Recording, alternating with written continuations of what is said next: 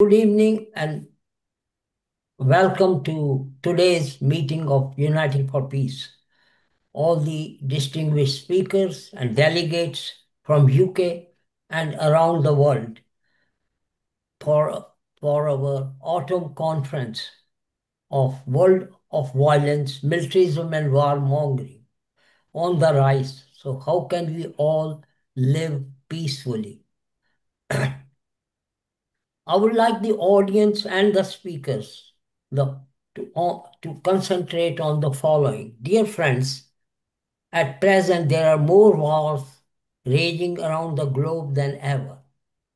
The world is witnessing an unprecedented era of conflict, with wars in Ukraine, Gaza, Lebanon, Sudan, resulting in untold suffering and misery. These resulting in human suffering and starvation. These crises have underscored the fragility of global peace mechanisms and raised questions about the effectiveness of institutions like the United Nations in preventing and resolving conflicts. We convene today amidst a world fraught with escalating conflicts and deepening divide. The specter of violence looms large. The drums of war often drown out the whispers of peace, challenging our collective conscience and resolve. Yet, in this landscape, a pressing question emerges. How can we all live peacefully? The conference seeks to explore the question, bringing together voices from civil society, academia, and peace movement to chart a path towards a more harmonious world. With this, I hand over to our chair of today, Rita Payne, Uniting for Peace Vice President, former BBC editor, Asia TV, and former President, Commonwealth Journalists Association. Please welcome Rita. Thank you, Vijay, and hello to all who have joined this meeting and from different parts of the world, Vijay. Usually you get them, where are the far-flung places you've got people joining in from now? This person, Gray Southern, is from New Zealand. It could be 3 a.m. in there. Yes? Hello, Gray. Yeah. So again, welcome to our distinguished speakers. And I know that at least Sundeep, it's for a lot of you, it's very late at night, early in the morning. So we'll try to crack on and make sure that you don't, collapse from exhaustion by staying up. It is, as Vijay has said, there are conflicts raging all over the world. And this seems to be worse than ever before. And what's more striking is now, as we've seen in the case of Gaza, they're an attempt to eliminate witnesses so that no one knows what's going on. And the UN Special Rapporteur on Palestine, for example, she has listed that Israel has killed more journalists than during the US Civil War, World Wars One and Two, the Korean War, the Vietnam War, including Cambodia and Laos, former Yugoslavia wars in the 1990s and 2000s, the post 9/11 war in Afghanistan, all combined, which can see how terrifying the situation is and how peace activists, journalists, the media, we all need to work together to expose the criminal activities and to make sure that people know about it. Because unless people know about it, nothing will be done. And what is, even more alarming is that somehow there seems to be an almost indifference creeping in because there's so much. People seem to think there is nothing we can do. Now, we'll hear from our distinguished panelists about the things that can be done. And so we hope to hear from them. So before delaying any further, can I invite our first speaker, Sundeep Waslekar, President, Strategic Foresight Group, author of a world without war. Now, Sundeep has a very early meeting. He's joining us from India. So what we will break convention slightly. So after Sundeep has spoken, we will have a quick set of questions for him from audiences. So Sundeep, what is the situation where, as you see it, what can be done to break this impasse of what looks like non-stop conflict? Thank you, Rita. And I must first of all compliment Uniting for Peace for your struggle and commitment to peace, because we live in very difficult time where peace has become a bad word. And in this environment, to pursue peace is itself a challenge, and you should be credited for taking on this challenge. The question of what can be done can be answered at several levels: conceptual, moral, institutional, philosophical, technological. And so there is no one dimension or no one answer to what should be done for peace. It's a multi-dimensional challenge. The easiest part is institutional. We know that institutions are in crisis. Treaties have been dismantled. United Nations is barely functioning. But nevertheless, generally the tendency of the peace workers is to propose institutional solutions. Now, despite the dark scene with regard to some of the institutions, there are also institutions which are working, and we should take inspiration from them. The landmines ban convention, that is working. That was driven by a coalition of civil society organizations, and it resulted in a global treaty in 1997, and 30 years later, it's very much working. The biological weapons convention is working. The chemical weapons convention is working. In the last 25 years, except for a conflict in Eastern Congo and between Ethiopia and Eritrea, which also got ended a few years ago, there hasn't been any conflict, the transboundary conflict or a cross-border conflict or interstate conflict in Africa. So Africa has many problems within the countries, but not between the countries. For almost 100 years, there hasn't been any conflict between the countries in South America. Since the signing of Central Asian Peace Plan, there hasn't been any conflict in Central American Peace Plan. There hasn't been any conflict in Central America since 1985. So while we bemoan the failure and the collapse of institutions, we must also appreciate that some institutions are working. And the peace movement must take inspiration from the institutions which are working and advocate them to build a case of good hope. Of course, there are some institutional proposals which are not working. Vijay has made proposals for peace ministries in his book. I have proposed certain reforms in the United Nations. There are others who have proposed establishment of a parliamentary assembly in the UN, reforms of the UN Security Council to make it a robust UN conflict resolution mechanism.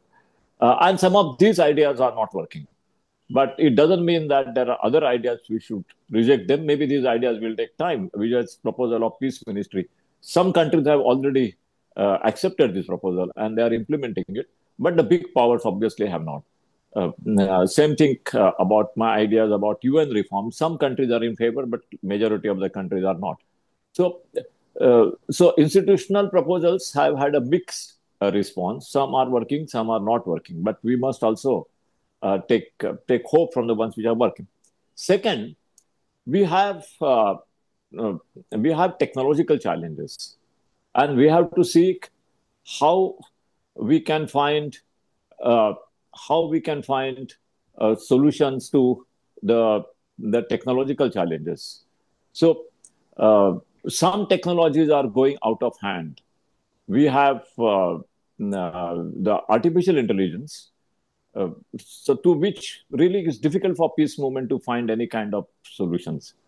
We have solutions.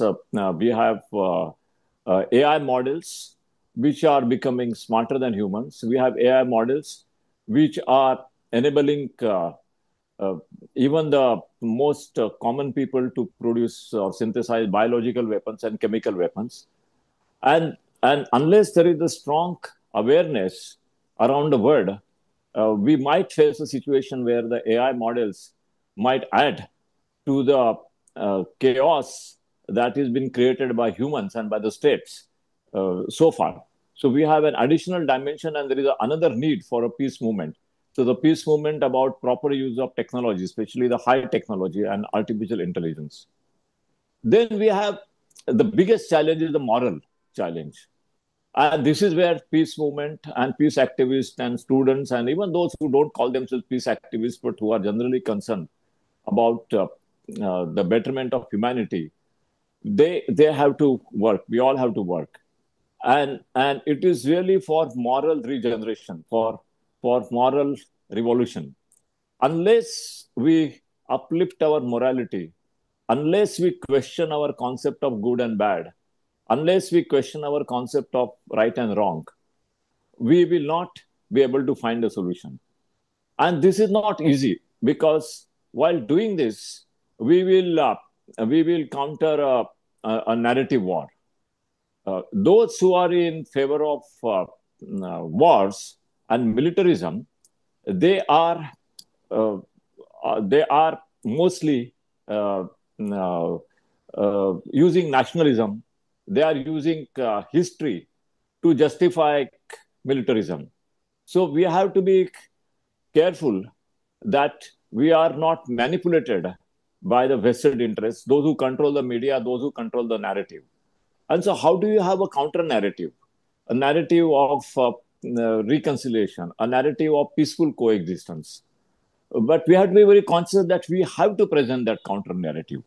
And we have to use media, we have to use communication very smartly. But we have to use social media, we have to use all the means that we can use very smartly.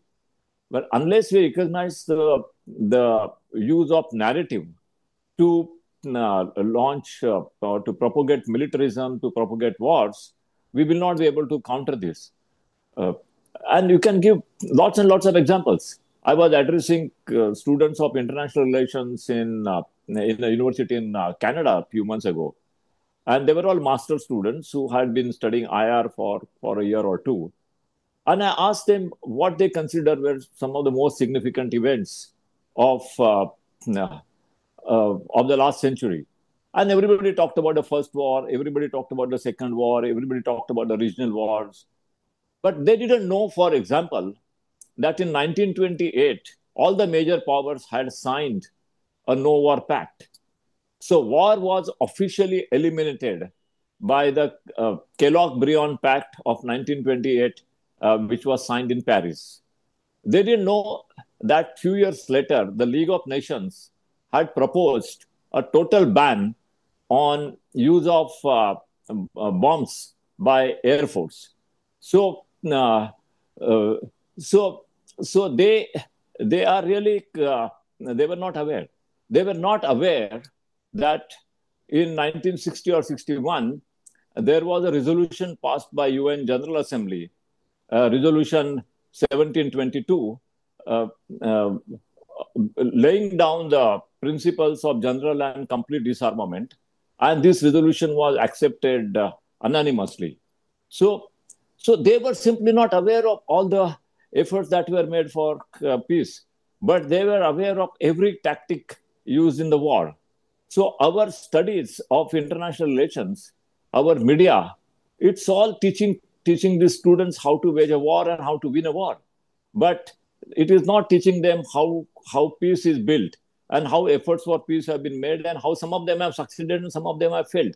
So we have a very serious problem of narrative where media is important, where education is important, And so we need to launch a very major global initiative to create a counter narrative through media, through social media, through. But then this has to be supported, because those who are promoting the war narrative have huge support of big corporations. So that finally, I would just make one more comment and I stop, because I prefer dialogue more than a monologue. Is that we must also question philosophy. There are philosophies which promote peaceful coexistence. You have in India, there is a philosophy, not practiced, but it exists in theory, the philosophy of Vasudhaiva Kutumbakam. You have in Southern Africa the philosophy of Ubuntu. I am because we are. There is a philosophy of Chikyu Minzo Kushugi in Japan, that the word is one nation. So these philosophies exist outside of the Western world, but people are not even aware of these philosophies. So why do we have to search new philosophies only within the established framework? We have to look at the new directions. We have to open the new doors to find philosophies which already exist, to reinvent them, to strengthen them, philosophies that promote peaceful coexistence. And if we combine all of this together, the institutional reforms that we want, some of which we succeed, some we don't, the conceptual changes, the narrative changes, the philosophical changes, then, and if we have to package together in one package, I would say we basically have to then explore a new global social contract. The social contract that was proposed by Rousseau in 1762 was very much within the boundaries of a nation. And so it established a relationship between the state and the citizen, or the government and the society. And it was okay in the 18th century. But in 21st century, the world is quite integrated. And you cannot have a social contract just between the state and the society. You need a social contract between humanity, a state, and the society, so long as states exist, and later on between humanity and the individual. So we need to define a new global social contract. And this cannot be done by a new Rousseau, but this has to be done through collective deliberations and collective thinking. So that's an intellectual challenge for those who are thinking about peace, as to how we reframe our relationship with each other, between the people and nations, and between the people, nations, and the humanity, or the human civilization and the environment, through a new global social contract. I'll stop there. Thank you. Thank you very much. You've given us a lot to think about, and very positive as well, because amidst the doom and gloom, you've given us hope about things that are working. And I think that's what we need to think about, develop, boost. And you also talk about the need for a new social contract. So there's a lot for us to delve into there. So let me at this stage invite everybody present to ask a few questions, and if you can answer them. So any questions for Sundeep based on what he had to say? Any hands raised?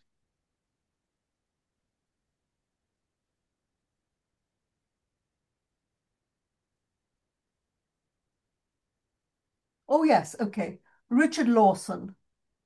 So Richard, yes, what's your question for Sundeep, please?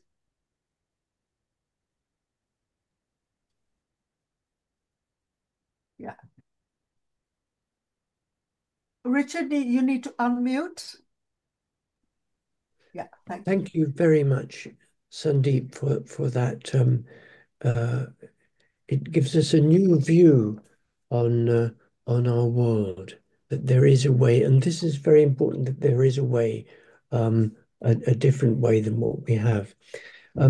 It's not really well, it's a question that I've put to my own MP recently, and I've my representative in Parliament, and it is to say, would she please ask the Minister of Defence what resources the British government is putting into weapons of war and militarism? Could you put a broad number, a figure on that as millions of billions of pounds, and then compare it also to the efforts which the government is putting into waging peace, into diplomacy. And of course, there is a cost of diplomats and so on. But I'm just trying to extract from government through my MP a figure, and I think that we may find that the figure for peace is only a fraction of the figure given for war. Do you have any views on that, please? Richard, there is good news and a bad news. And let me start with the good news, talking about figures. There are 193 countries on the roll call of the United Nations. 22 countries or 23 countries in the world have totally renounced army. They do not have military. They do not have Ministry of Defense. They don't have defense minister. They have a local police, but they don't have ministry. They don't have army. And these countries, many of them have very strategic locations, so they are vulnerable. Panama, which has got the big Panama Canal. Costa Rica. In Europe, you have Andorra. So you have countries in the world which are vulnerable and still they have renounced army. So 23 countries have totally renounced. That's 1/10 of the numbers of the member nations of the United Nations. Now the next number, 122 countries signed the treaty for the prohibition of nuclear weapons, TPNW. So 122 countries have said by law that they do not want to have nuclear weapons on their own accord. Okay. So they have other weapons. So out of 193 countries, you have 123 countries that don't want nuclear weapons, and out of which 23 countries who do not want any weapons at all. They don't even want military. They don't even want army, nothing. So that's it. Now let me give you the next figure. Out of 193 countries, about 63 countries have a defense budget or military budget of less than $1 billion. Now, of course, some of them are small, some of them are big. So this entire militarization, the arms race, is a game of 30, 40 countries in the world. So we have to remember, as the people who pursue peace, who want a better world, that the statistical evidence shows that the majority of the countries want peace. At least they don't want weapons of mass destruction. That is the statistical evidence, the legal evidence. It's out there. I'm not making it. Some other scientists not making it. It's out there. So that's the evidence. So the evidence shows that the majority of the nations, of the community of nations, want peace. They want military at less than $1 billion. So our entire world, the entire planet, the whole human civilization is threatened by just 30, 40 countries in the world, maximum. Now, out of these 30, 40 countries, it's not that every single person in these 30 countries is for war. Like you are in Britain. Britain is one of the countries with high defense budget. I'm in India. I'm in India is again a country with a high military budget and growing military budget. But it's not that every Indian is in favor or every British is in favor. So you would say that out of these 30, 40 countries, basically 1-2 million people are in favor of driving this militarization. So I'd say 2 million at the most. So out of 30, 40 countries in the world, about 70 to 80 million people are driving militarization and arms race. So we have a population of 8 billion. So basically 80 million people broadly, and maybe 8 million people more specifically have taken this 8 billion population, the planet of 8 billion population, for a ransom. And they are throwing us into pessimism by saying, look, arms thinking is dominating. that you are. I think there is some disturbance here. So it is saying that that that militarization is there is no option. Who is saying that? 123 countries have already 163 countries have already said no. So that's just bad statistics. That's a good statistic, good news. Now the bad news. The bad news is that I have personally led studies which have measured cost of conflict in different parts of the world through a collective effort, and they have had no impact. That's the bad news. So just pointing out cost of conflict or cost of war hasn't had any impact in those countries. Rita, yes, thank you. Yeah, you need to start inviting other speakers. Yes, I'm just about to, now I think the person who's had their hand raised is Gray Southorn from New Zealand. But it's Could you unmute, please? Yeah. I really appreciate your contribution, and I think it's a really deep moral issue, and I think fundamentally is the the belief that military power brings security and peace. So you don't need to put investment into peace. So the peace from power is a very powerful myth. And that, I think that's what we want to address. What's happening in China? China has been preaching this global security initiative for many, almost decades. They had been ignored by the West and contradicted by its major display a couple of days ago. Do you know what's happening there? So do you have a specific question for Sundeep? No, Yes. I said, what's happening in China? Okay. No, Rita, just on the modalities. So, yes. Do you want to take a couple of questions together? Maybe that gives more chance, and then I will take two. Sundeep, we have to now start inviting other speakers. So I think you already taken 25 minutes. Each speaker is allotted 10 minutes. Oh, so, okay, then I should stop. Just probably, I don't know, I can't see any other hands raised for questions. So maybe Gray, have you finished what you had to say? Yes, I finished. Gray's thing about China. Well, I think this is a very, very broad question, and I don't want to give a lengthy answer because, as Vijay said already, I've crossed the time. But I would just say in one line that the reality is today that United States and China are the two big powers. Both are pursuing militarism.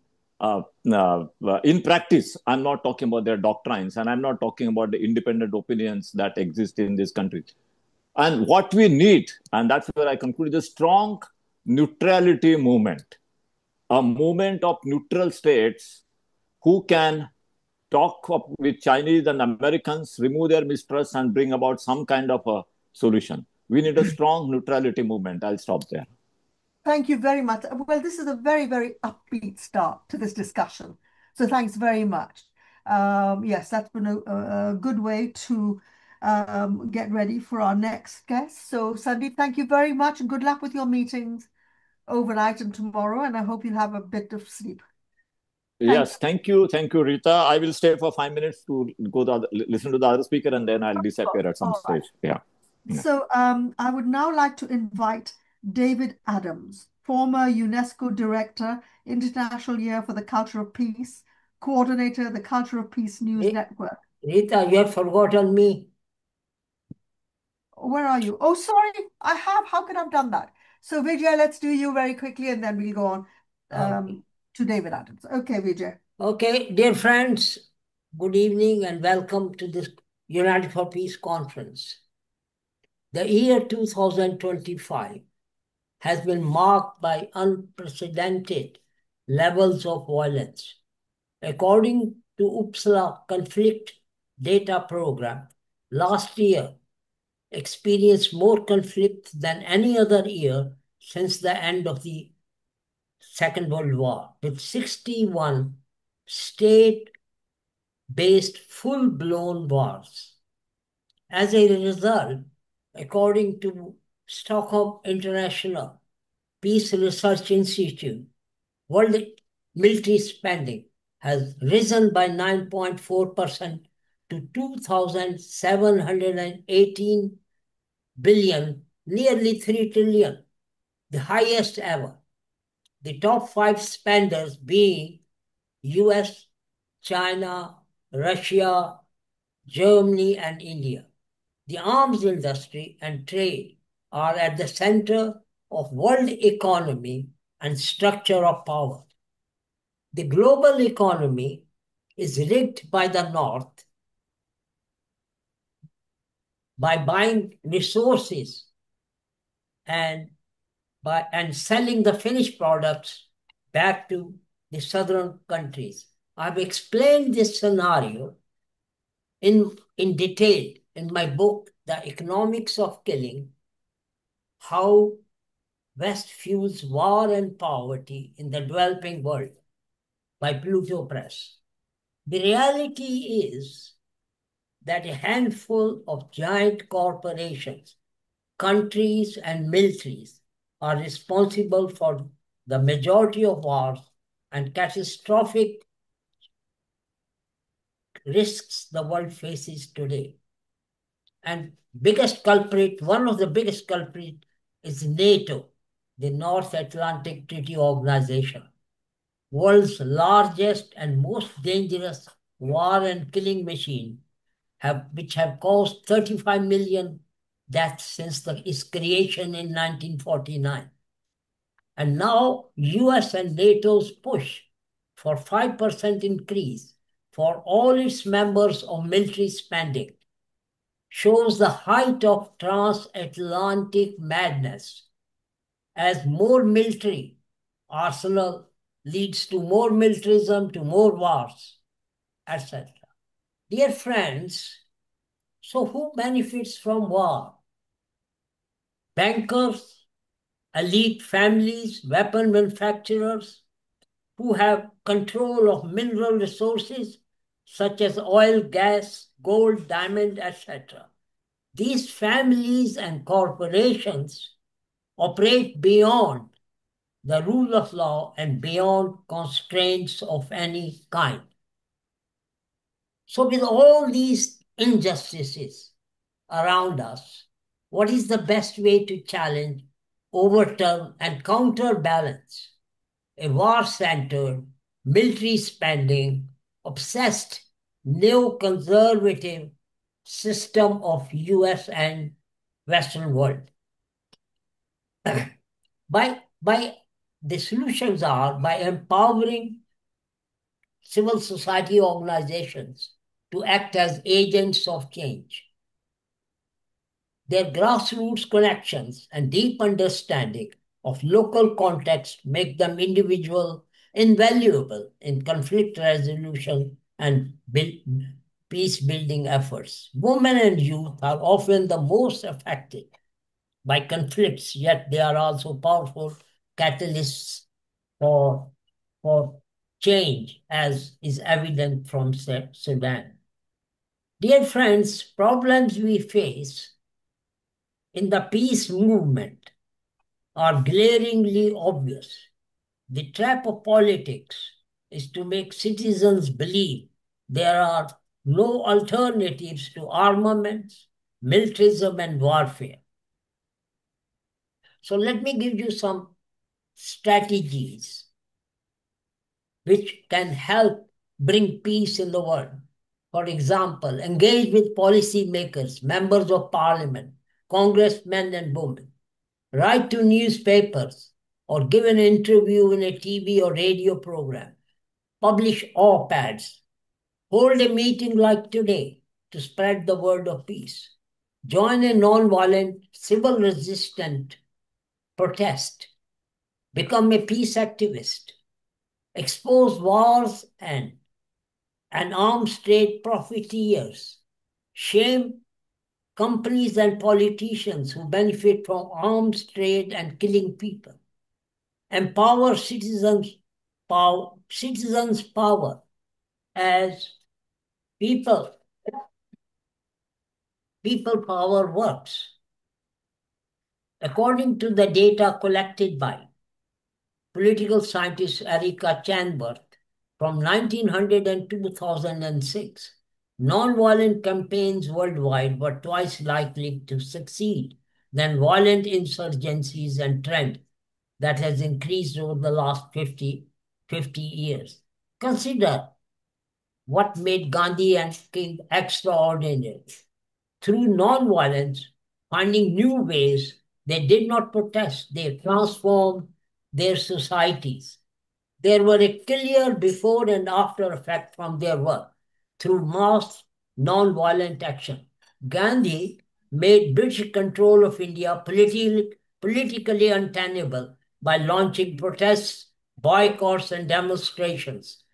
These leaders understood that non-violence must be proactive and not reactive.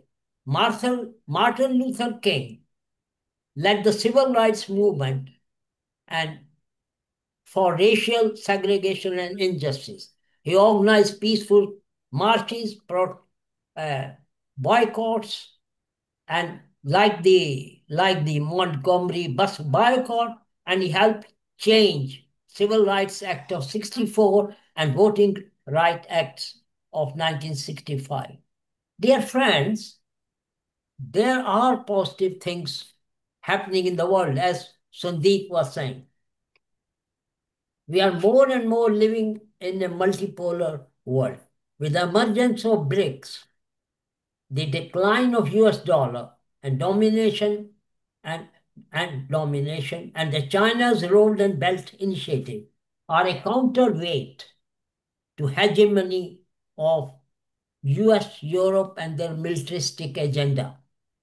And they will be the BRICS will be the one who will be making big decisions of the 21st century.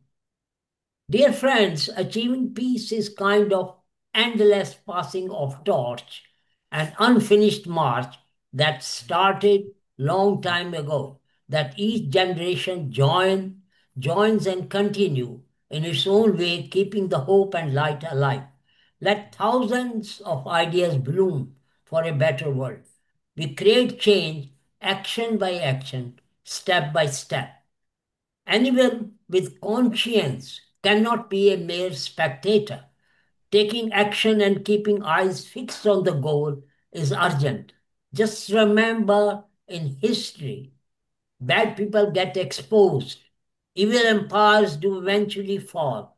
Concentration camps can be freed, and defenseless populations filled with hope and resilience do find a way to protect themselves and the world around us. Thank you very much.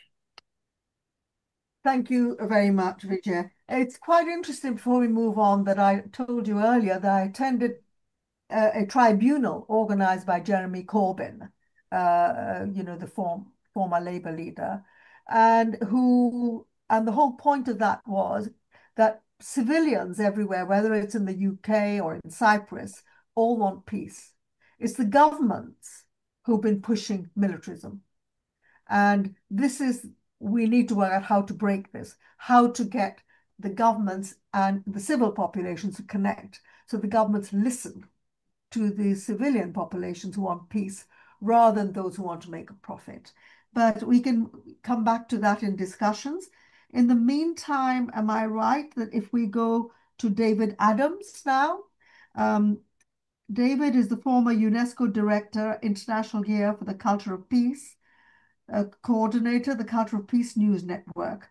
So David, can we hear from you, please? Thank you. Thank you, Rita.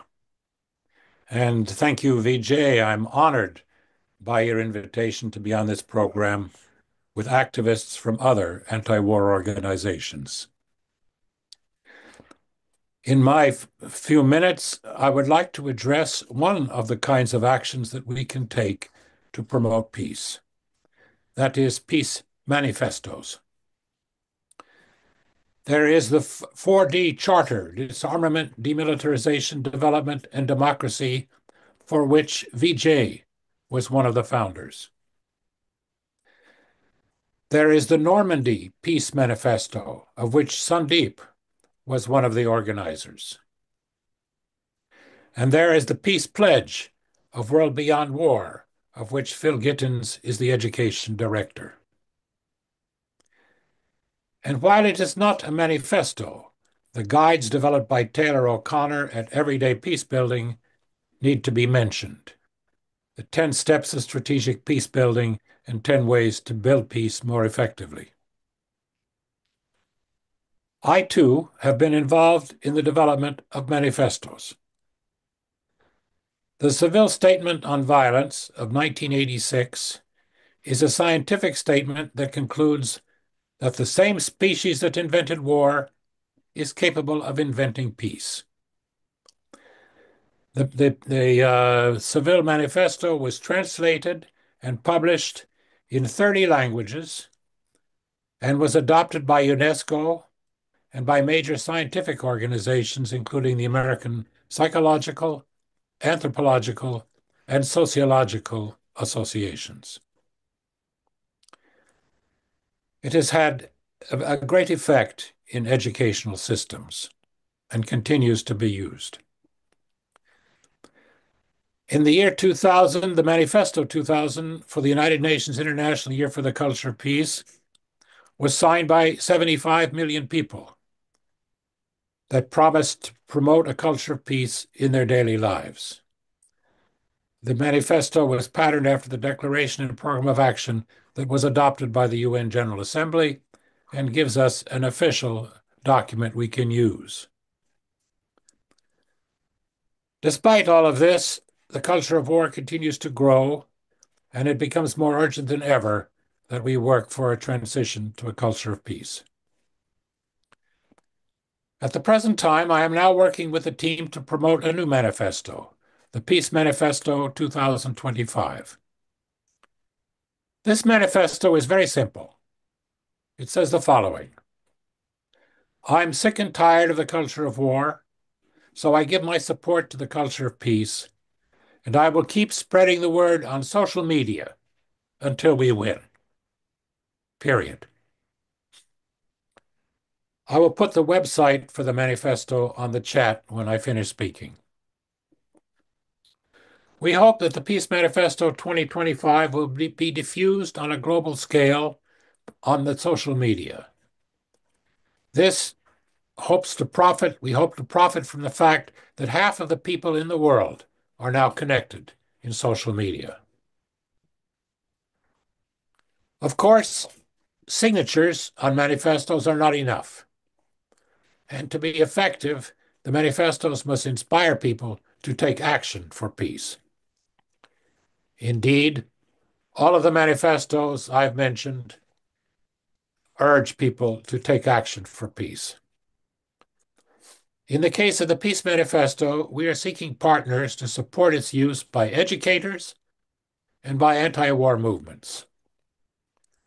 As for educators, in addition to urging their students to disseminate the manifesto on social media, we encourage them to teach about the vision of a culture of peace as described in the United Nations Declaration and Program on a Culture of Peace. As peace activists, we need a vision and a goal in order to sustain our actions on the long term. As for anti-war movements, we hope that they will use the Peace Manifesto 25 as a tool for action as a follow-up to their demonstrations and events. Here, too, we hope it will serve an educational purpose as well for the transition from a global culture of war to a global culture of peace. Thank you for your attention. Thank you very much, David. So I don't know if after this conference you want to be circulating details about how we can sign your convention.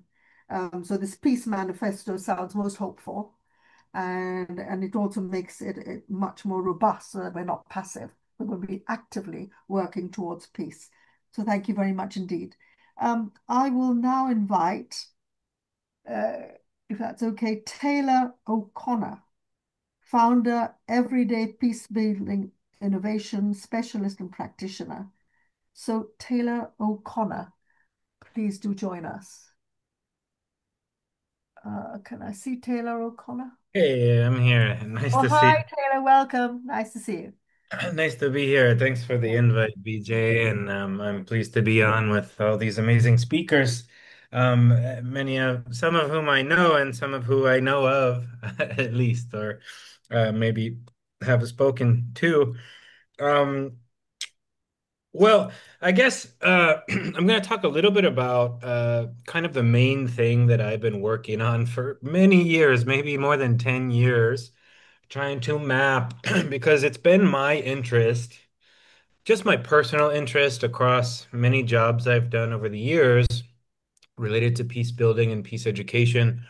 Um, all the different ways that people do work for peace, whether they use the term peace or not, because sometimes we use other terms. We want to abolish war. We're involved in social justice activism or what have you. And there's so many interlinkages across these. And so I've sort of been a student of these. I'm going to make a quick note to make sure I'm good on time here. 7:45. Okay. Yeah. Um, it would be helpful, but not necessary if I do have the ability to share my screen. I don't know. Should I try that? Let me see. Let me get my keyboard out. I can While make I'm, you co-host if you like. Yeah. oh, Okay.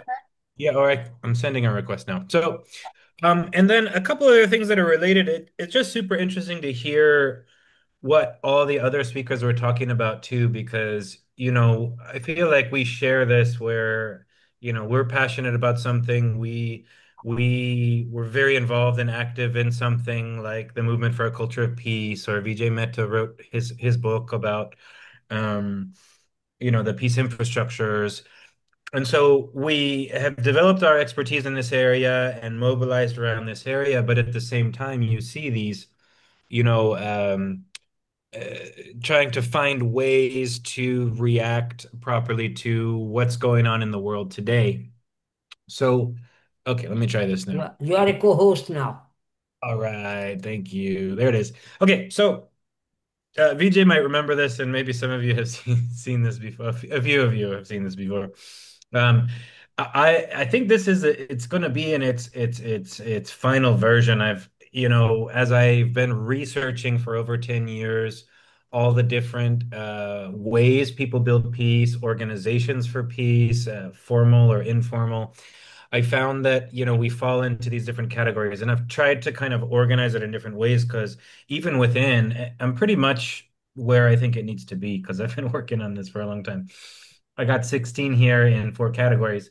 But even within each category, there's a whole bunch of different ways that people work for peace, again, directly or indirectly. So what I find here with this, and I can run through them very quickly, and maybe I can give more detailed examples of one or two about all the different things here. And what I find this useful for, number one, you know, opening our mind in the ways that we can build peace, because I think a lot of people, we fall into silos, whether we're involved in education and we're into peace education, or if we're activists and we get involved in activism, or whatever we're involved in. I find that we tend to work in silos. And so, what I find, and I think this parallels to what some of the other speakers were talking about, is that there's so many different ways we can build peace. And I also find that there's this power in kind of informal networks, kind of uh, people making connections to other people, collaborations, mobilizations. Even when David Adams was talking about, sharing out his new manifesto, 2025. he talked about sharing in the networks, and it's like it's not like we're going to find one person that has a giant network and then all of a sudden, that manifesto goes everywhere, but it's going to be, all the little networks and connections that we have. But the challenge I find is that we do work in silos, and we don't have awareness of the other things as well. So there's that, getting a little awareness and finding different ways we can build peace, different organizations and networks, so we can get involved in the areas that we're most, interested in or have skills in, and then, applying those across the different silos as well. And so, even if you're an activist organization, say number one here, right? You're working for a world beyond war. I think we've got someone in here working for that, right? um, uh, I'm sure that organization that is working to abolish war would benefit greatly from somebody or volunteers or people in their network who are artists or who are into media and social media or narrative building. This is number 5 and 6. Or who are really good in, say, number 13, peace and economy, because I know that World Beyond War, for example, is always been working on this common security framework, and maybe there's elements of economy in there, right? And so having experts come in that can contribute, and so it's all about this sort of, to me, this cross-pollination of peace efforts that can have a really a strong impact and power in the world. So I'll run through them really quick, and I organize them into 4 categories: one on systems, one on culture.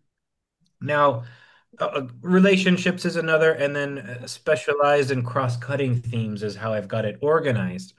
And it's a little bit different, say, if you're familiar with the Global Movement for a Culture of Peace, they have their own framework from that time, right? I'm sure David could go into plenty of detail about that framework. Um, but what I found that this is useful for is this is the exact like ways that people build peace, who they are as a peace builder or whatever kind of person you are, if you're an artist that wants to work for peace or whatever. So that in terms of peace culture, it's just organized in a different way, but these things can work together. So systems transformers, I have activists, policymakers, and administrators, lawyers, human rights defenders, community people who are really good at organizing and mobilizing. These are all different ways people can build peace. You can see, for example, human rights lawyers that are advocating against genocide in Gaza and things like that. They may not consider themselves peace activists or peace builders or whatever, but they are contributing to this, and so it's not, in my mind, it's not just one way that's going to bring about the peaceful world that we're looking for, but it's everybody getting involved in different ways and connecting with each other. The other one in the area of culture, I have artists, music, and creative, peace media, peace journalism, forming narratives for peace, because I find that that's an area that we're often weak in the peace area. Influencers, cultural icons, peace educators. Then again, I won't go into all the details, but you have relationship builders, psychosocial peace building, for example. There's the whole area of peace psychology, bridge builders, experiential work. There's a whole area of like peace tourism. There's all kinds of like within each of these categories, a bunch of things, And then the last one's cross-cutting, economy, research and creation of new ideas and new knowledge, which some of the other speakers have been really good in, number 14 there. Peace tech, innovation. I'll give the last example as I close here, environmental peace building. And I'll give an example of how this is broken down into different things. Say for art, it was like artists, theater, music, other kind of creative. For environment, I find this one really interesting because a lot of people talk about environment, and there's environmental activists, there's environmental movements, and totally separate, as I mentioned, in a silo from peace movements and peace activism. But even those who are working for peace that are doing work related to the environment, you have a global environmental peace building network. But what I find with that is that it's very focused on resource sharing. But then the activist groups get involved and they start talking about environmental destruction of war and militarism. You also have a whole area of environmental justice. You have peace parks, which is a whole movement as well in conservation peace building. There's really good examples like in the Congo of using sustainability and sustainable tourism to promote peace in conflict zones. So there's all these different things within that I find super fascinating, and getting people exposed to those things, for example, like peace parks. Maybe you're super into environment and you want to work to stop war or militarism, and you could get involved in those movements. There's total global networks, and there's all kind of things related to that as well. All these kind of niche things in all these areas, even like in peace culture, somewhere in there. Oh no, that's experiential. Sorry. You have things like peace museums. There's all these different areas that people can get involved in. So that's me. That's 10 minutes. Keeping on time. I hope that was interesting and helpful.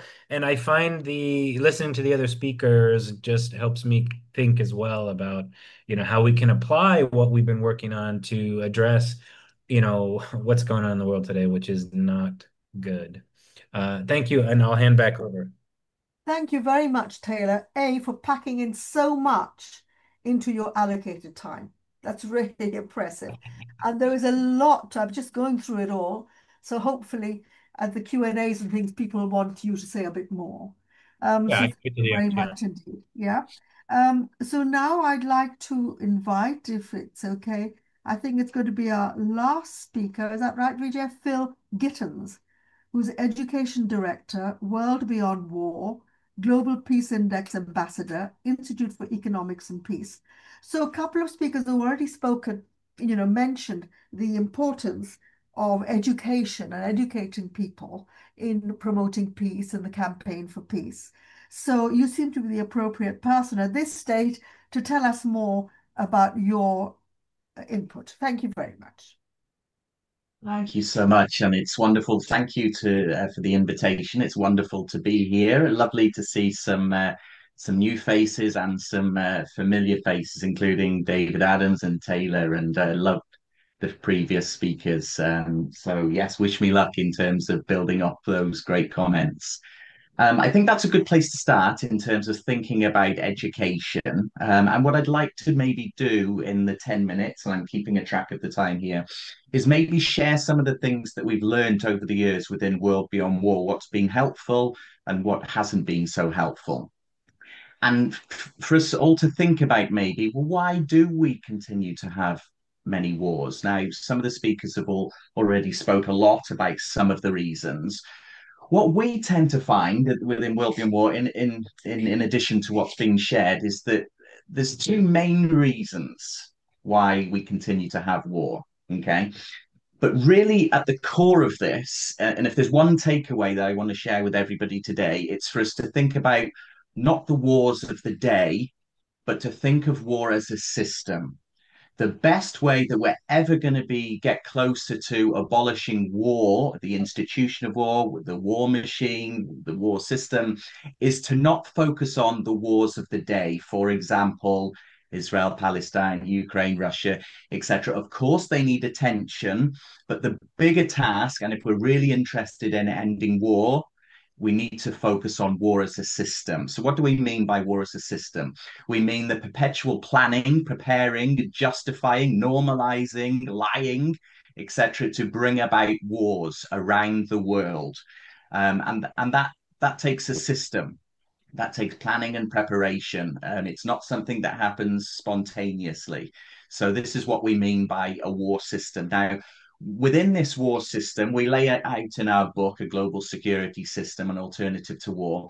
But the war system really can be broken down into two broad parts. And the speakers have spoke about it in a little bit different wording, but we think of it as the hardware of the system.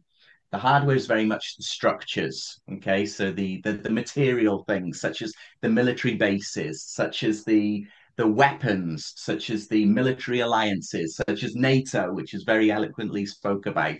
If we're going to focus on one organization that we need to be focusing on in terms of transitioning from what David was saying, a culture of war to a culture of peace, then NATO would definitely be one to focus on in addition to the United Nations and all the reforms that needs to be done. That's the hardware. That's the explicit stuff that a lot of people see. A lot of people, things that people don't see is what we can think of as the software. And this is very much David Adams's camp around the culture of peace, and the culture of war, which is far less spoken about, but actually omnipresent everywhere. Take a look in schools, take a look in the media, etc. But it's funny how peace builders know a lot less, and I know David Adams and we spoke about this, know a lot less about the culture of war. And if there's one place we should be focusing in terms of education, it should be really raising awareness about this all-encompassing culture of war, in terms of the damage that it's done. Within the culture of war is, of course, the psychology. It's, of course, the myths that are told, and World Beyond War does a lot of work around this in terms of the myths that war is inevitable. This is what we're told. It's not inevitable. We lay it out in a book. David Adams knows about this. Research shows about 12,000 years, in terms of the current understanding of what we see as war. War is beneficial. This is another argument. It's good for growth. It's good for growth for a tiny amount of people, but it's a definite net sum loss for humanity and for the planet. It's necessary. It's just. These are all myths which have been debunked. And if people are interested, you can go on to World Beyond War and put in World Beyond War myths, where we debunk all of these myths. So within our book, we lay out kind of the background of what the war system is, how it works, and why understanding it matters, not only for trying to improve the prospects of bringing about a culture of peace, but also more broadly in terms of sustainable development. One of the reasons why war continues, we think, is that people don't understand the real impact of war. Now, we have statistics in terms of deaths. For example, war is the leading cause of death, trauma, and injury on the planet. That's the human costs. But within our book and our forthcoming one, which will be called From a War System to a Peace System, I'm writing it now and we hope it's going to be out by the end of this year, we lay out 10 costs. I don't have time to go into all of them now, but if you're interested in the refugee crisis, war and the war system is the leading cause of the refugee crisis. If you're interested in prosperity and the economy, we're spending 2 trillion a year on preparing for war and a tiny amount of that on preparing for peace. Okay. A big culprit, and it's already been spoke about, of course, is the US in terms of military spending. If you're interested in one of the big things, what do we all need around the world to achieve the Sustainable Development Goals? We need collaboration, both at local level, regional level, global level. War is the biggest impediment to global collaboration on really important things that we need to collaborate. So if you're interested in the Sustainable Development Goals, in achieving them, then you have to be interested in addressing war, because unless we do, there is no viable approach to achieving sustainable peace and development that does not include the abolition of war as the institution of war. So we lay these things out in the work that we do with World Beyond War to try and really expose the impact of the war system. If you're interested in the planet, for example, the military is one of the leading consumers of fossil fuels on the planet, one of the leading destroyers of the natural environment as well. So if you're interested in green, if you're interested in economy, if you're interested in people, then you have to be interested in addressing the war system. So this is a little bit about the impact, and this is quite well known, and we've laid this out in our book in terms of the impact. But the question is, well, what's the alternative? And that's what we do within World Beyond War. Our book, A Global Security System, really tries to lay out an alternative of what does it take to replace the current war system with a global peace system. Of course, there's many different parts. I don't know if you can see this here, but we lay it out in our book along 3 broad strategies, which we call demilitarizing security. I can say a little bit about this. Demilitarizing security, managing conflict without violence. And this is what we call kind of the hardware of the system. And within this, there's many components such as disarmament, reforming many things to the United Nations, making it more democratic, addressing the veto, etc., etc. This is the hardware. Reforming approaches to terrorism, etc., etc. That's the hardware of the system. And then in the software of the system, is the really kind of the cultural change that needs to take place, the future orientated generational change that needs to take place. And in line with what Taylor shared within the culture part is things like peace education, peace journalism, the role of young people. We now have more young people on the planet than ever before in the whole of history. The issue is that we tend to think of young people in three ways: victims of violence, perpetrators of violence, and we know a lot less about young people as peace builders. So our role really in the peace building field is to think about how can we try and equip and prepare and work with young people so that they move more towards kind of the peace building and away from the young people as let's say perpetrators. So we do this within World Beyond War, and we think that we have three broad strategies. One is education, and that's what we do within World Beyond War. We have online courses, and people are actually on the call right here with us now. Have taken many of our online courses. We have one running right now, another 6-week one called War, Peace and Law. We've had unarmed civilian defense. We've had war in the environment, everything to do that you could think of with regards to war abolition and its links to peace. We try and cover next year. We will have a new course called War, Peace and the Arts, addressing this very important topic. In addition to education, under the umbrella is books as well, and webinars, podcasts, fact sheets. We have people are interested in free resources related to peace and war. You can go on to World Beyond War and put in pro-peace and anti-war resources, and we have a resource database of thousands of resources that you can go on there and check out. Education is necessary, but it's not sufficient. We need action. So our second pillar that we work on is activism, and within this we have two broad strategies. One is divestment. So how do we divest away from the war machine towards a peace system? And then the other one is closing foreign military bases. This is something that really props up the war system. We have nearly 900 around the world and counting, and a lot of them are the US. If you're interested in this, you can go on to World Beyond War, Mapping Militarism, where we map 24 different indicators related to peace and war around the world to get a sense of what the situation is. Okay, 2 more minutes, I'm looking. And then the third one is media.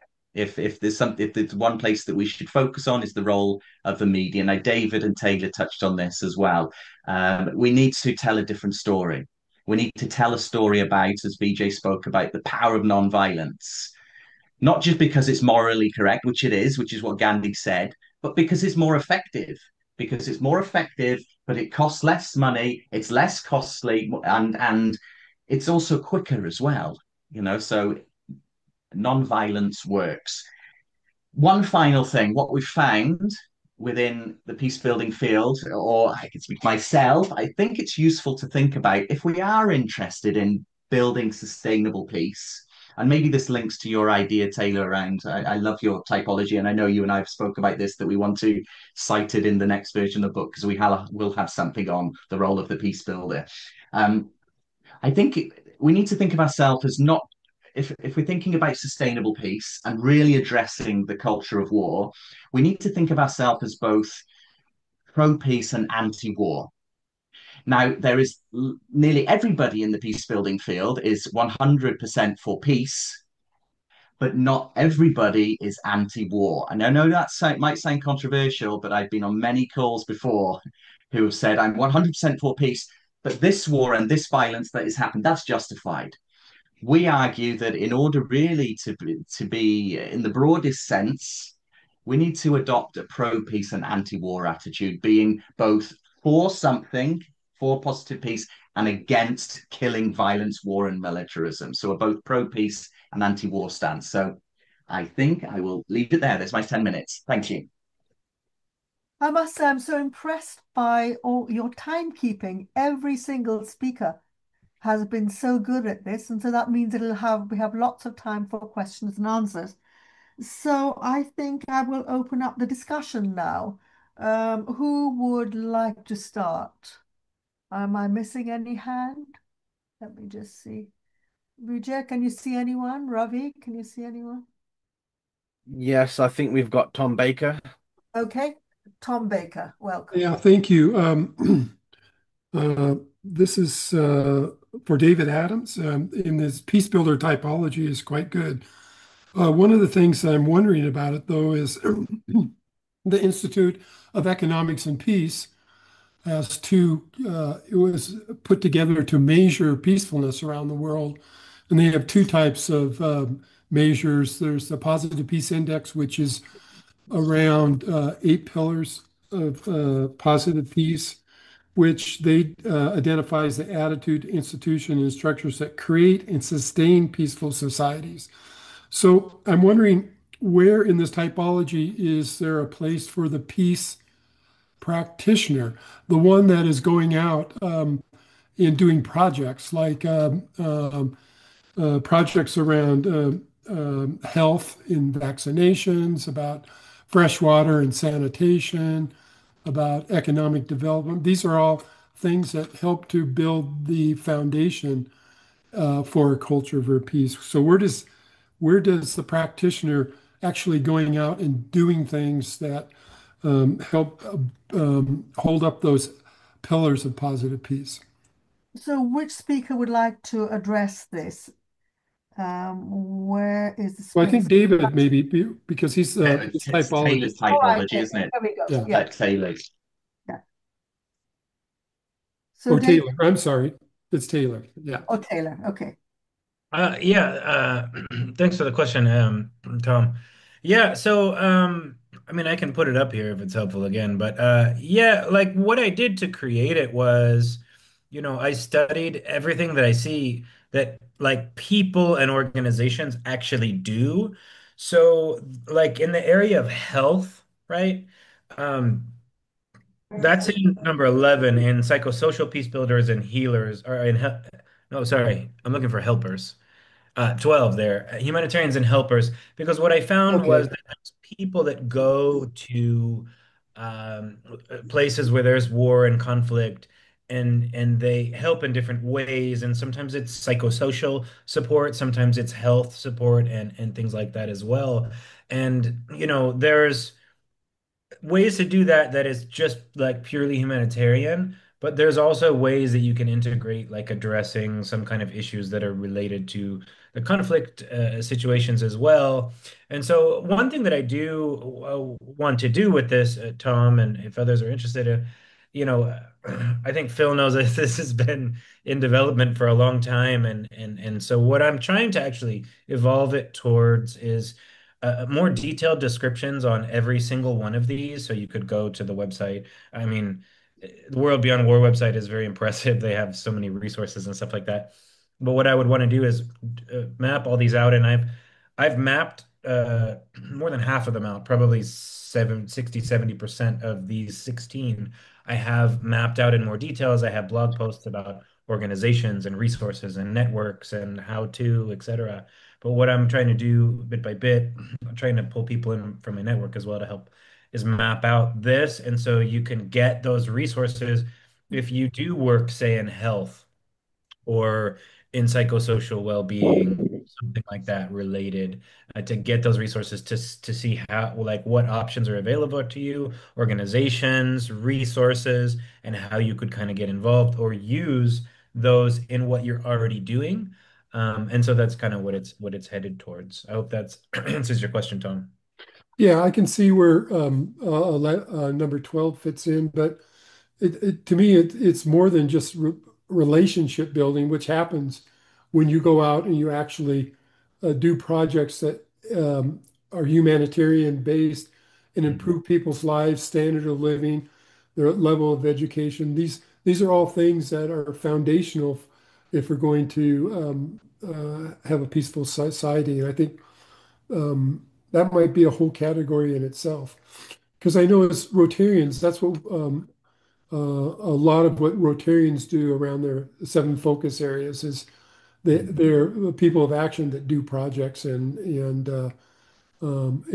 it's all in, I think, with the idea that they're helping to build a foundation for a more sustainable and just society. Yeah, yeah. I mean, and some of these things I might adjust the framing as well to make sure it's all encompassing Yeah, because I think it's very good. Thank you very much. I found so many niche ways that people build peace, like that I try to like incorporate them all so that when I expand each one, that it can be a little bit more comprehensive. There's a little like a framing adjustment that I would think I would do as I move forward, but this is kind of where it should be. And there's other things as well that I don't know all the details about all the different things Rotarians do. I have never been involved there, but also in number 13, I try to expand it a little bit towards like philanthropy and anything related to funds and economy and entrepreneurship, social entrepreneurship, anything that's kind of related to that. So often I find that we don't fall neatly into one category with what we do. Usually it's a couple categories and we have our particular strengths.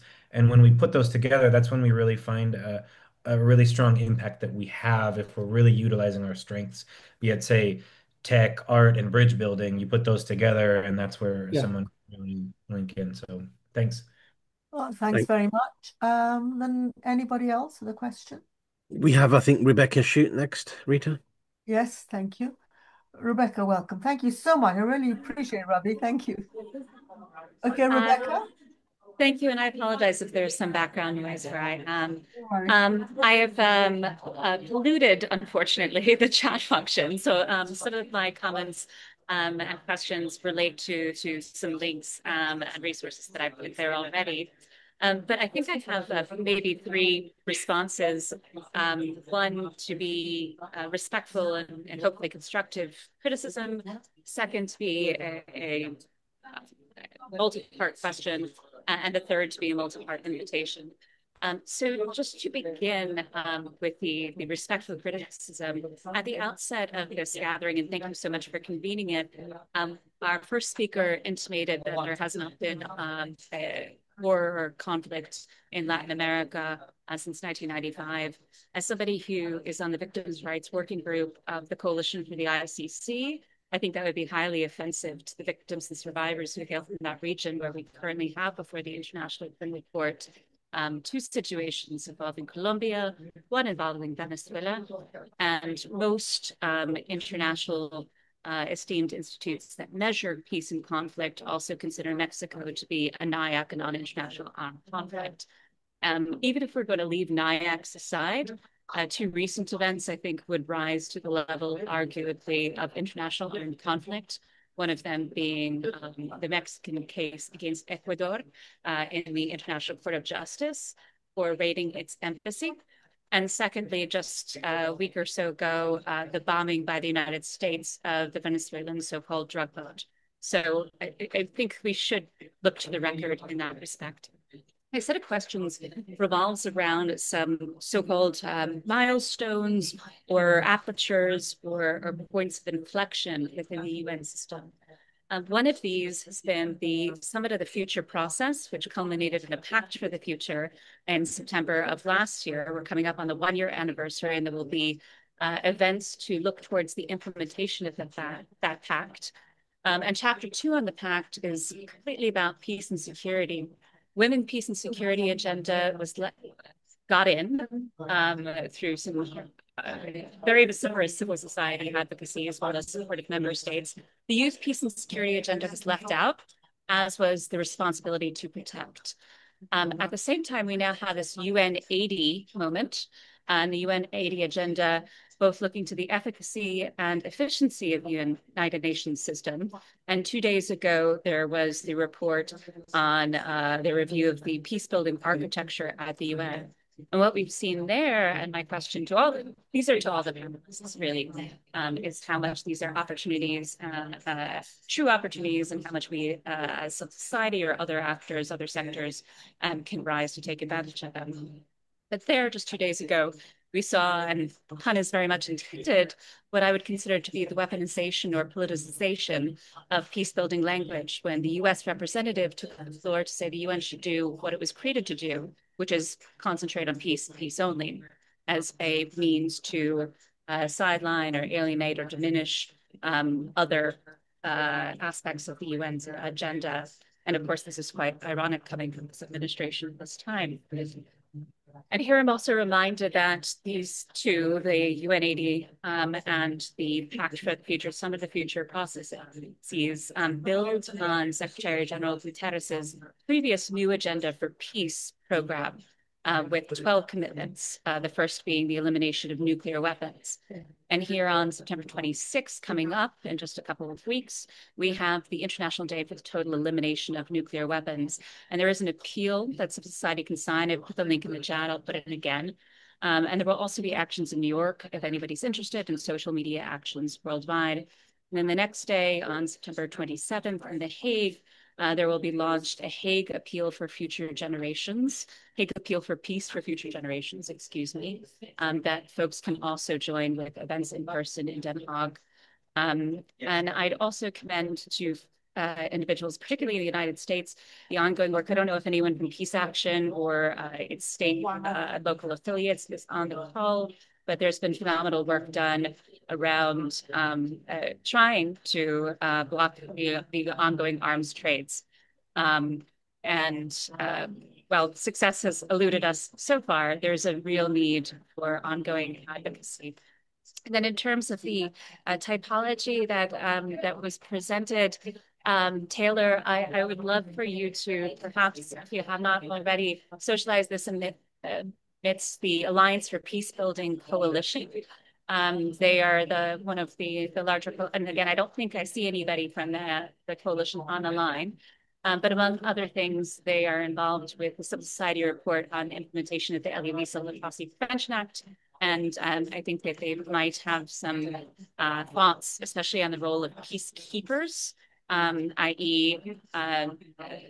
quasi-military forces within the typology. I didn't see those there. So apologies for taking the mic for a little bit, but I very much appreciate the opportunity. Thank you. Well, thank you very much, because you've given us a lot of detail and filled a lot of blanks about what is being done. I think it's very helpful to know. So I don't know if any of the panelists would like to respond to what you've had to say. Anybody? Ravi, can you see anybody who wants to say anything? Okay, David Adams want to speak. Okay, David, welcome.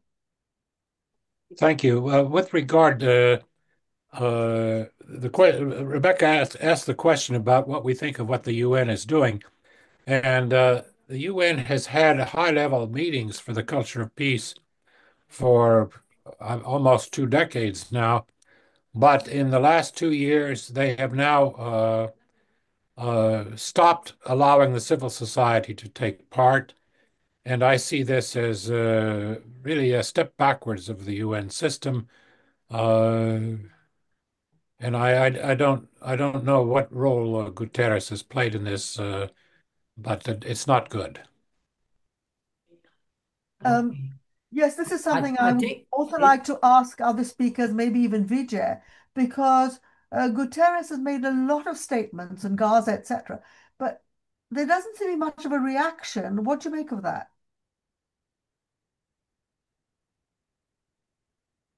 Vijay, do you have any thoughts? Yeah, well, I mean, the Palestine Solidarity Campaign has taken the UK government to court, and the court hearing is in November, but in the meantime, they are defying the proscription of the act which the UK government has passed because they got a majority, and all which is not allowing free speech and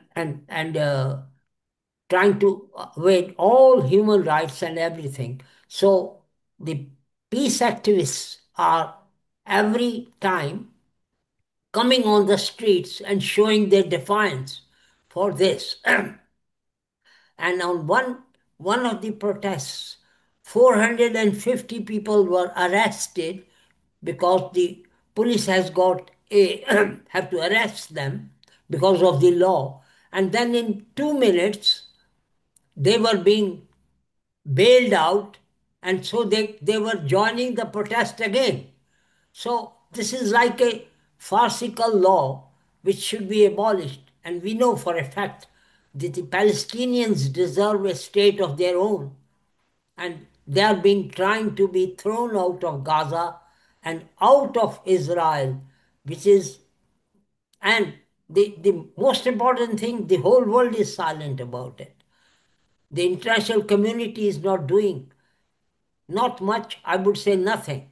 Nothing is happening. And that's a very sad fact of life. Well, I think this is what concerns us all. We have heard from speakers about creating networks and educators, and so maybe in this meeting, after this, people have already spoken about their books and have given links to any of their other activities. So I don't know. There are 2 or 3 hands, Rita. Okay. One is Sue Kim. I don't know if she's still in the audience. Sue Kim. Sue Kim, are you there? Oh, yes, Sue Kim. I can see her name, but she's on mute. Is she going to speak? Sue Kim, are you there? No. Can't Okay. no.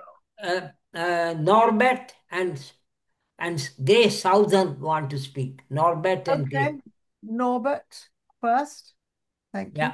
Yeah. Okay, thank you. Yeah, you know me. I mainly want to make sure that the speakers and key members in the audience have a look at betterworld.info if they haven't yet, because I want to reach out and I would like to ask you to contact me, for instance, to figure out how we can work closer together. Better World Info is, as you know, probably the largest website on peace, at least in English, plus German, and it's open for input. It's a bit like a Wikipedia for a better world, with a focus on handpicked links. So we invite you to check it out, to use it, to help improve it.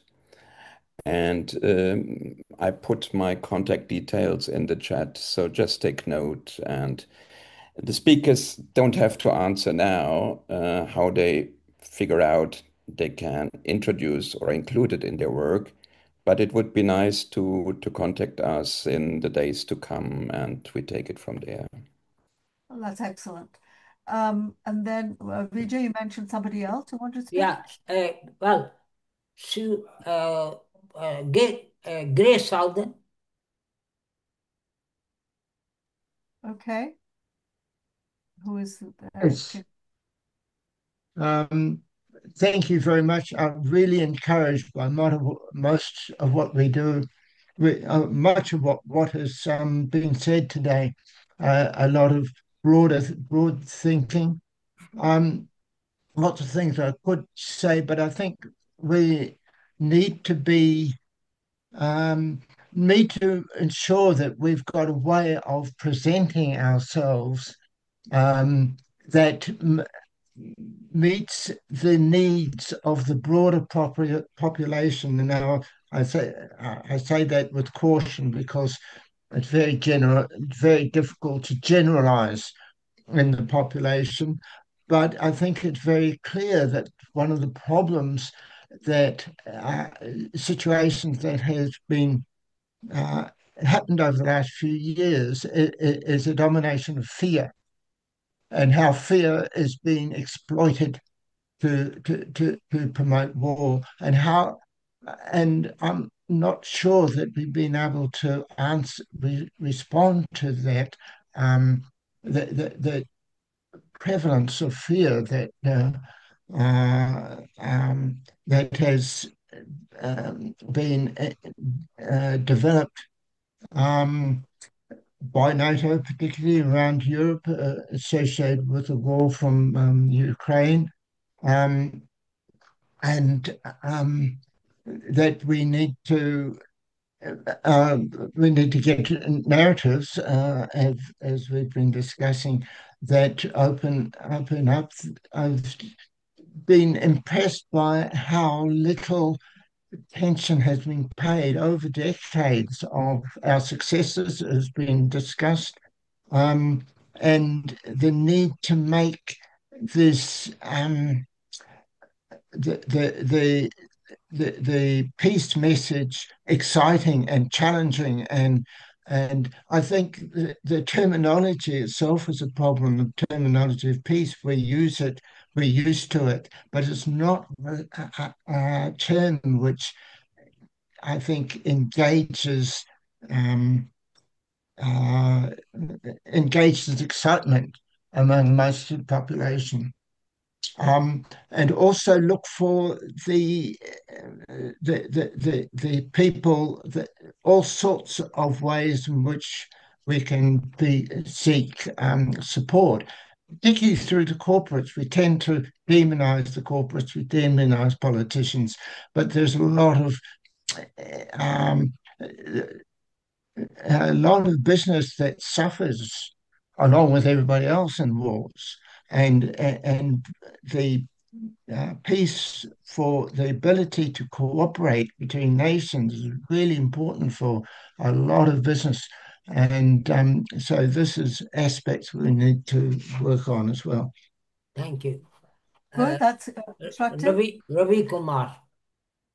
Thank you, Vijay. I was just going to take the opportunity to raise a question. And Thank you, Ravi. Thank you. Thank you very much, guys. And it's open-ended to anybody can answer. But like many of you, you would have seen the stunning images coming out of China this week, and it's been kind of amazing to see. China's often positioned itself as a mediator in global conflicts, and I know they had success with Iran and Saudi Arabia a couple of years. And I was just thinking about what opportunities and risks arise when you have great powers like China stepping into peace building spaces.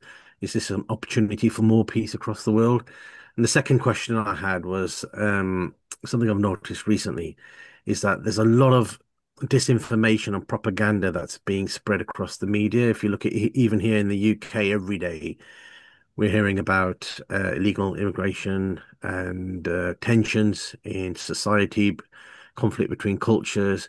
What role can we as peace activists and in civil society play in countering these narratives?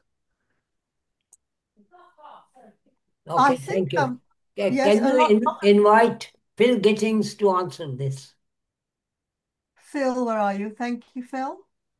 Thank you. Yeah, I think I'll say a few words maybe about the second one around the misinformation, disinformation, and it goes back to lots of things that are kind of already being said around, telling stories. But the issue is, I think what we need to do is get a balance of stories between facts, and basing our decisions based on reason and evidence. And this is too often not the case. People will see something and take it at face value. So our role as peace builders, and the people that we work with, is to encourage people to tell stories and make sure that they're grounded in reason and evidence. And to counter the lies that are told. One of the things that we address within the book, that we're working on, from a war system to a peace system, one of the impacts is impact on truth and impact on basically, the lies that are being told about wars. And we make the argument. In fact, actually, our executive director, David Swanson, wrote a book, War is a Lie, and a good case could be made that many, if not all, of the wars have been based on lies.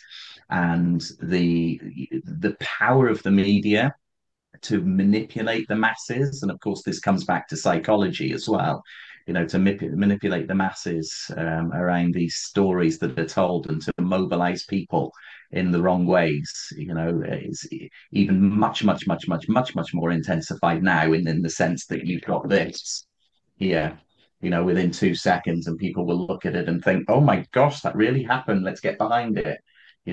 So our job as peace builders, hugely important, hence why our two broad strategies within World Beyond War were education and activism. But we went through a strategic planning a couple of years back and thought we need to have a third strategy, and it needs to be media and communications, really linked to this idea of what you're saying. So Ravi, I'm with you in terms of the importance of doing it. And I would just say telling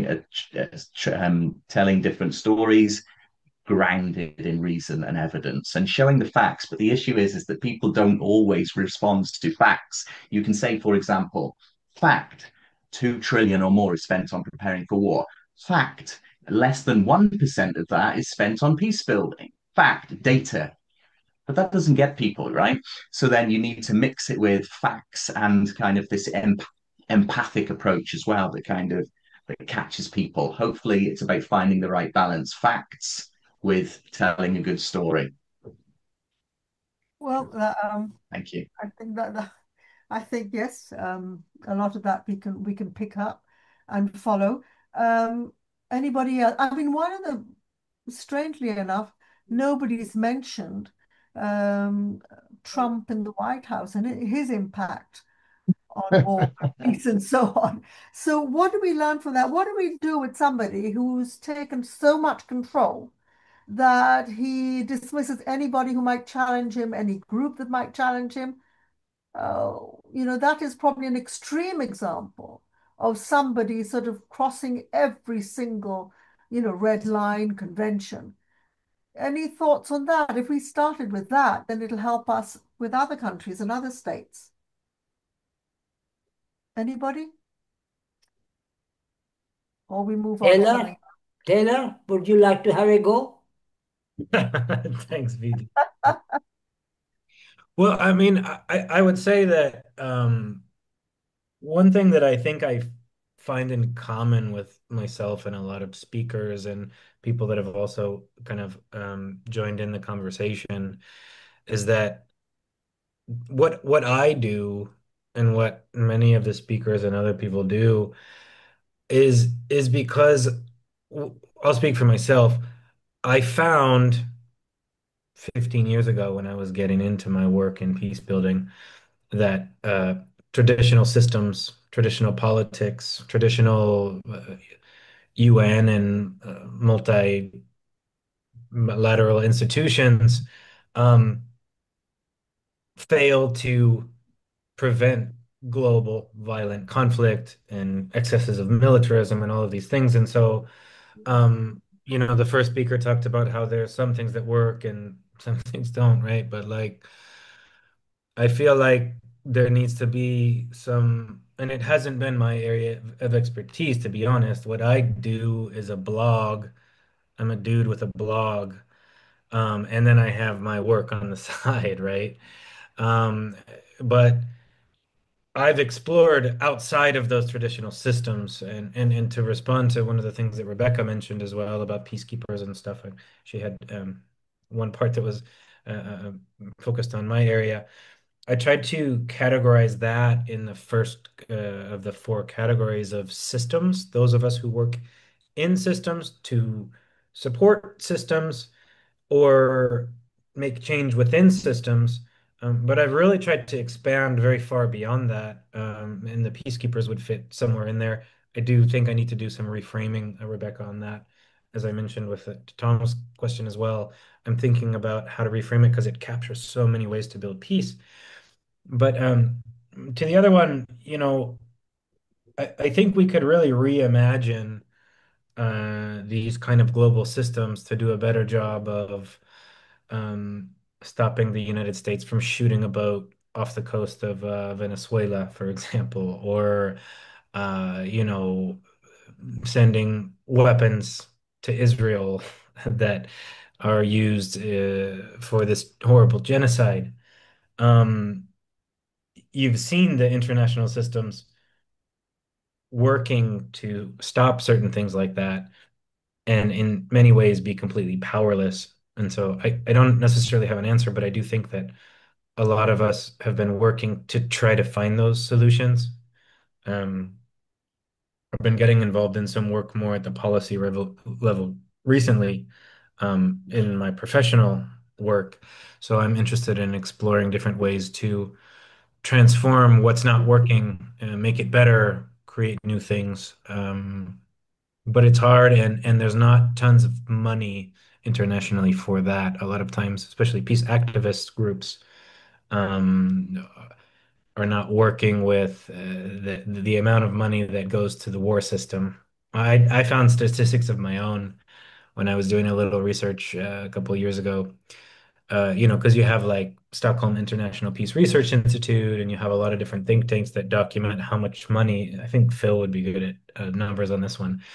And then I did a little research into like the international development and humanitarian field where like peace building is housed, where I am. So like humanitarian development and peace.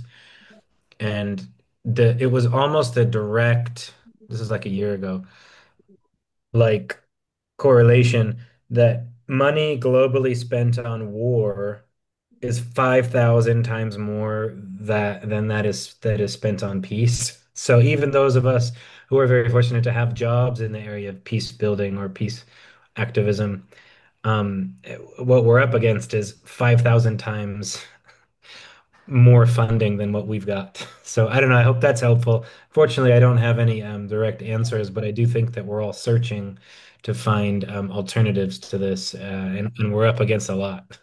A Okay, thought thank I you. have is, do you think The- we could do with a charismatic leader, a peace leader? I mean, do you think any no, of the Nobel Peace Prize winners might be able to play more of a role to promote peace on the international stage? I think Rebecca wants to say something.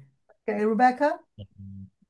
Yes, it's, I think, the right question for you, Rebecca, as well, because of the UN context. Thank you. Sure. I was actually going to come in. Oh, there's my name. First on the response to the orange elephant in the room. And there are those of us that are in Washington, D.C., as I currently am, where I'm based, where I'm the convener of the Washington Working Group, the International Criminal Court, are trying to spend significant time on the Hill. And if anybody is based in the United States, we really, really need more voices calling for the legislature to stand up. We currently, of course, have a system in the United States that's dominated by one party with all three branches. And we have not seen either of our two parties the resistance that one would hope from a peace building perspective. But the work is ongoing, and it is incredibly timely and urgent. There are currently bills in the Congress, and we've now gone through 3 rounds of joint resolutions of disapproval in the Senate, which have gone up and down in terms of their Democratic support, that are pretty seminal. And so if anyone really wants to get involved directly with advocacy and is a U.S. citizen in particular, or is based in the United States, please let me know. I'll put my contact information in the chat. And then I also split my time with New York, my hometown, where I wear other hats in terms of UN advocacy towards member states. And here's the comment that I put in the chat. I just wanted to draw to attention for folks, especially those from some of the countries that I called out there, that a major opportunity from a peace building perspective was lost or deferred, dream deferred, I should say, perhaps, with regards to a special session that was held of the Assembly of States Parties to the International Criminal Court, 125 current state parties, US, India, others not among them, of course, but some of your countries are. And this session was held on the crime of aggression amendments. So the crime of aggression, the foundational crime, I think inarguably actually, of the UN project that was always envisioned in the Rome Statute, but until 2010 with the Impala Conference actually make it in by way of amendments. And there were a lot of carve-outs there. And it's a crime under the Rome Statute with an asterisk in the way that genocide, war crimes, and crimes against humanity don't have. And so this conference aimed to rectify that lacuna in jurisdiction for good. But a group of states who one would normally envision as supportive of international justice, UK, Canada, France, New Zealand, South Korea, have successfully deferred this amendment, the amendment process, bringing other states along the way. So one thing that is very concrete for those of you who are from those states, or if there's anyone here from the African continent or from small island states who were swayed by that group of 5, you can advocate to your governments you must advocate to your governments to stop holding up this process. So again, I'll put my contact information in the chat. Please feel free to be in touch with me directly on either or all of the above. Oh, well done. Thank Thanks, you. and hope people will respond to your invitation. Yeah, with you. that's good. Phil Gittings want to speak. Okay, Phil. Yeah, just in response to some of the things that have been brought up in terms of leaders, we definitely need a different kind of leadership right now. We hear a lot in the discourse around countries need to step up and show their leadership. They need to spend more on military. That's not the kind of leadership we need right now. We need a different kind of leadership.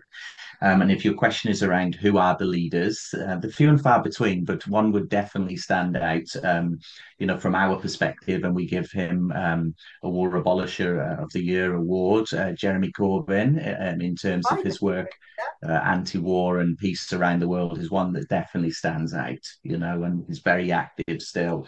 Etc. Taylor, on the funding point of view, that's true in terms of the huge disparity between preparing for war and preparing for peace. It's also mirrored when you look at spending around AI in preparing for war and AI preparing for peace as well. And that's really scary in the sense that all this money spent on AI preparing for war and AI for military investment, where less than 1% is going towards AI for peace. But within that, the other thing that we need to remember is that currently there's no real regulation around the use of AI in certain industries, and one of them being the military. So right now we're facing three existential threats at least. All of them come back to war. Nuclear apocalypse, it's clear we see the link there.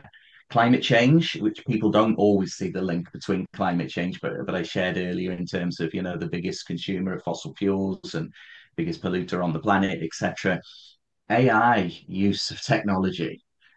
Currently, human beings still have control currently. And we know that war's not inevitable. We know that war is a choice. It's a human choice. It's a human error. But we won't always have control. So we need to get some regulation right now, because this is a real threat in terms of it's an existential threat for us. So those are things that I just chuck in. And something Rebecca said earlier I thought was really important as well, around how somebody said, if I understood right, how somebody brought up this idea of the UN focusing on peace, etc. Now, if we think back, what is the real intention, the founding mandate of the United Nations? To save succeeding generations from the scourge of war. That's its founding mandate. That's its founding mandate. And we need to keep remembering and reminding the United Nations of its founding mandate. And that was it. Thank you. Thank you, Phil. I'm just going through what other people have said in the course of this discussion. And I thought Sundeep had a good point when he said we need to explore a new global social contract. And this has to be done by collective thinking. And then Richard Lawson said we need efforts into waging peace. And also dispel this myth, this belief that the military brings security. So there's a lot of things we can take from our discussions. So if there's anybody else burning to ask anything, we got about 5 minutes left. Is there anybody that I can't see?